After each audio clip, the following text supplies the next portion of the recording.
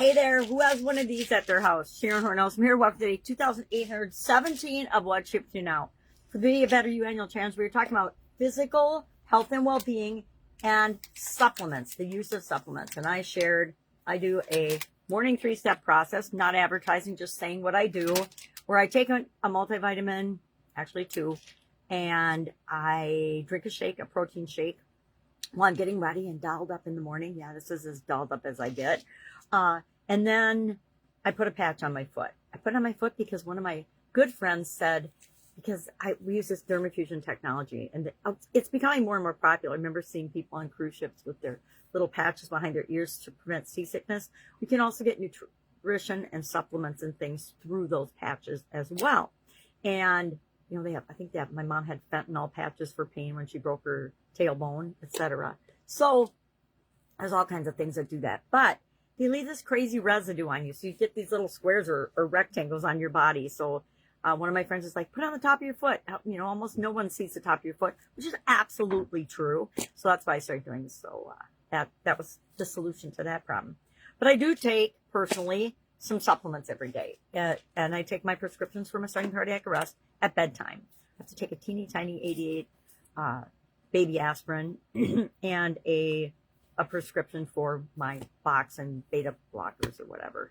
So we have to take those things that are for our health and to keep us living. And we need to, unfortunately, supplement our diets, most of us, because the foods that we consume, very few of us, I would say less than 1% of the population, actually eats in a way that gives their body the nutrients that it needs in order to survive and thrive in this world, right? So the rest of us probably need to do something. Now, I will caution you against watching commercials for supplements and things on the internet. Every time I watch one, I buy 6 months worth of some product, and it might make a difference, but I think a lot of them are placebos. Just my opinion. Could be not true, but I think the marketing is excellent. If you're looking for an excellent how to do a video sales letter marketing course, go watch a couple of those. Don't have your wallet. Don't buy anything. Just watch them because they are brilliant. They hit on every single thing they need to send you through the buying journey and get you to buy that stuff at the end. And then they use all the scarcity and things and the reducing prices and things if you buy a bigger quantity. That sucks me in every time, which is great marketing, but I choose not to participate in it because I already have a lot of supplements and things that I'm probably never going to take in my lifetime, so why do I need more? If I'm looking for something specific, I'll do that, but I still try to avoid the video sales letters unless I'm studying marketing.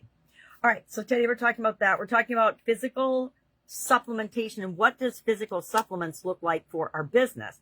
It looks to me like contingency plans, insurance, documenting your processes and procedures so that if somebody isn't at work one day or 1 week or leaves or has an accident or an illness or has to take care of an elderly parent, etc. Now I'm an elderly parent. Your business doesn't miss a beat because you've got things in place to make sure that that function will still happen, right?